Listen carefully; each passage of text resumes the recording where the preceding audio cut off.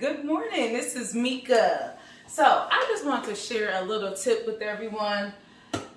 I work full time and I have about an hour commute driving to work. Now I love a good omelet, right? But who can literally drive and eat your omelet like it's a catastrophe, it's a driving hazard, you can't do it. So what I love to do is I make these little omelet bites, right? So this has cheese, bacon, onions, spinach, and this is a total of 3 eggs. And look,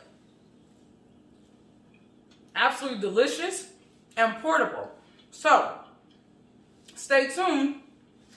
I'll teach you how to make these delicious portable omelets.